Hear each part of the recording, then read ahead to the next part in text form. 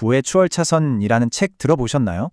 젊은 나이에 벼락부자가 될 수 있는 지름길이 있다고 말하는 정말 엄청난 베스트셀러죠. 그런데 말이에요. 이게 과연 진짜 현실적인 조언일까요? 아니면 그냥 달콤한 말로 우리를 유혹하는 위험한 쓰레기일까요? 오늘 그 속을 한번 제대로 파헤쳐 보겠습니다. 빠르게 부자 되기. 솔직히 이 말만 들으면 좀 의심부터 들잖아요. 그게 당연합니다. 그런데 이 책은 아주 단호하게 말해요. 젊어서 부와 경제적 자유를 얻는 길이 분명히 존재한다고요. 이게 과연 허황된 꿈에 불과할까요? 아니면 우리 대부분에 그냥 모르고 지나치고 있는 어떤 진실이 숨어 있는 걸까요? 자, 그럼 이 책의 가장 핵심적인 개념부터 한번 시작해보죠.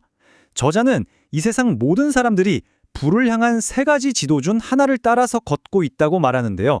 여러분은 과연 어떤 길 위에 서 있는지 한번 곰곰이 생각해보세요. 첫 번째 길은 인도입니다. 말 그대로예요. 버는 족족 다 써버리고 현재의 즐거움에만 집중하다가 결국 가난으로 가는 길이죠. 그리고 서행차선. 아마 대부분의 우리가 이 길 위에 있을 겁니다. 좋은 직장 들어가서 성실하게 일하고 꼬박꼬박 저축해서 저 멀리 있는 은퇴를 꿈꾸는 길. 너무 익숙하죠? 하지만 이 책이 진짜 말하고 싶은 길은 바로 추월차선입니다. 이건 완전히 다른 개념이에요. 내 시간을 팔아서 돈을 버는 게 아니라 돈이 나를 위해 일하는 시스템을 만드는 사람들이 걷는 길이죠. 보세요. 이 두 사고방식의 차이가 정말 엄청나죠. 서행차선은 기본적으로 내 시간은 팔 수 있는 것이라고 생각해요. 내 시간을 회사에 팔고 월급을 받는 거죠. 반면에 추월차선은요. 내 시간은 이 세상 그 무엇과도 바꿀 수 없는 가장 소중한 자산이다 라고 생각합니다. 바로 이 관점의 차이가 불을 쌓는 속도를 완전히 갈라놓는 겁니다. 우리 대부분은 서행차선이 가장 안전한 길이라고 믿고 있잖아요. 그런데 이 책의 저자 MJ 드마코는 바로 그 길이 사실은 가장 위험한 길이라고 아주 강력하게 경고합니다. 아니 도대체 왜 그럴까요? 이 문장 하나가 서행차선의 현실을 그냥 아주 날카롭게 꿰뚫어 봅니다. 5일의 예숙을 주고 2일의 자유를 얻는 거래. 어떠세요? 좀 뼈아프게 들리지 않나요? 월요일부터 금요일까지 내 인생의 황금 같은 시간을 원치 않는 일에 바치고 고작 주말 이틀이라는 작은 자유를 얻는 삶. 이게 바로 서행차선이라는 거죠. 이 책에 나오는 비유가 정말 기가 막히는데요. 직장 생활을 하는 걸 트럭 짐칸에 실린 매트리스에 앉아있는 것에 비유해요.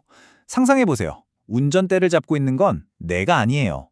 회사가 운전하는 대로 그냥 끌려가는 거죠. 어디로 가는지, 속도는 어떤지, 심지어 언제 내가 이 짐칸 밖으로 튕겨나갈지 아무것도 통제할 수 없는 아주 위험한 상황이라는 겁니다. 직업만으로는 절대 부자가 될 수 없는 이유. 이 책에서는 5가지로 딱 정리합니다. 첫째, 내 의지랑 상관없이 언제든 잘릴 수 있어요. 통제권이 없죠. 둘째, 내 수입은 결국 내 근무 시간에 묶여 있어요. 레버리지가 불가능하죠. 셋째, 월급날 통장 보면 아시잖아요. 세금 떼고 회사 이익 떼고 나는 맨 마지막에 받습니다. 결국 나는 거대한 기계의 톱니바퀴가 될 뿐 진짜 내 자산을 쌓을 기회는 없다는 겁니다. 자, 그럼 이제부터가 진짜 중요합니다. 그럼 대안이 뭐냐? 바로 추월차선의 부의 공식을 이해하고 따라야 한다는 겁니다. 그리고 그 핵심은 딱 한 가지예요. 바로 소비자에서 생산자로 생각의 판을 완전히 뒤집는 겁니다. 이게 전부라고 해도 과언이 아니에요. 추월차선의 부의 공식. 사실 되게 간단해 보이죠? 부는 순이익 더하기 자산가치. 이게 끝입니다. 그런데 이게 왜 중요하냐면요. 서행차선처럼 월급 하나에만 목매는 게 아니라 꾸준히 수익을 내는 사업체와 시간이 지날수록 가치가 오르는 자산을 동시에 만들어야 한다는 뜻이기 때문입니다. 자, 그럼 순이익은 어떻게 만들어질까요? 판매 개수 곱하기 단위당 이익. 바로 이 부분에 부의 폭발력이 숨어 있어요.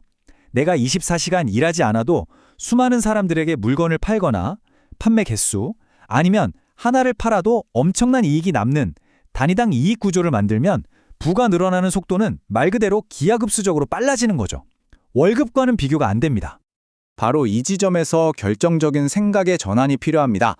대부분의 소비자들은 저거 어떻게 하면 좀 싸게 살 수 있을까를 고민하죠. 하지만 생산자는 완전히 다른 질문을 던집니다. 저걸 필요로 하는 수만 명에게 제공할 수 있는 시스템을 어떻게 만들까라고요. 이 질문의 차이가 모든 것을 바꿉니다. 그럼 어떤 시스템을 만들어야 할까요? 저자는 스스로 돈을 버는 돈나무가 될 수 있는 5가지 씨앗을 제시하는데요. 부동산처럼 임대료를 받는 시스템, 앱이나 소프트웨어 같은 컴퓨터 시스템, 그리고 책이나 유튜브 같은 컨텐츠 시스템, 프랜차이즈 같은 유통 시스템, 마지막으로 나 대신 일해줄 팀을 꾸리는 인적 자원 시스템까지. 종류는 다양하지만 핵심은 뭐다? 바로 내가 없어도 저절로 돌아가는 시스템이라는 점입니다. 그런데 아무 사업이나 시작하면 다 이렇게 돈나무가 될까요? 천만에요. 그게 추월 차선에 맞는 진짜 사업인지 아닌지를 걸러낼 수 있는 아주 중요한 필터가 있습니다. 바로 센스라고 불리는 5가지 비즈니스 계명입니다. 이 센스는 추월 차선 사업의 필수 조건이에요. 하나씩 볼까요? C. 통제권. 내 사업을 내가 완벽하게 통제할 수 있어야 하고요. E. 진입장벽. 누구나 쉽게 따라할 수 있는 거라면 그건 그냥 경쟁 지옥일 뿐 진짜 사업이 아니라는 거죠. N. 필요. 당연히 사람들이 진짜 원하는 문제를 해결해 주는 것이어야 하고요. T. 시간. 가장 중요하죠. 내 시간과 완벽하게 분리되어야 합니다. 마지막으로 S. 규모. 수많은 사람들에게 영향을 미치거나 큰 돈을 벌 잠재력이 있어야 합니다. 이 5가지가 모두 충족되어야 합니다. 이게 정말 중요한데요. 만약 여러분이 생각하는 사업 아이디어가 이 센스 계명 중에 단 하나라도 어긋난다면 그건 추월 차선 사업이 아닙니다. 그저 겉모습만 바꾼 또 다른 직업, 즉 위장된 직업에 불과하다는 걸 명심해야 합니다. 자, 이제 이 모든 이야기를 듣고 나서 다시 한번 스스로에게 물어볼 시간입니다. 당신은 지금 어느 차선 위를 달리고 있나요? 기억하세요. 지금 여러분이 하는 작은 선택 하나하나가 결국 여러분의 최종 목적지를 결정하게 될 겁니다. 우리의 하루를 한번 보세요. 일하고 출퇴근하는데 우리 인생의 절반 이상이 그냥 녹아내리고 있습니다. 이게 바로 서행 차선의 현실이죠. 우리의 가장 소중하고 다시는 돌아오지 않을 자산은 시간을 팔아서 올지 안 올지도 모르는 불확실한 미래를 사고 있는 겁니다. 그래서 오늘 제가 여러분께 던지는 마지막 질문은 이겁니다. 당신이 지금 걷고 있는 그 길은 다른 사람의 자산을 불려주기 위해 설계되었습니까? 아니면 당신 자신의 자산을 쌓기 위해 설계되었습니까? 그 답을 찾는 것에부터 여러분의 진짜 추월 차선이 시작될 겁니다.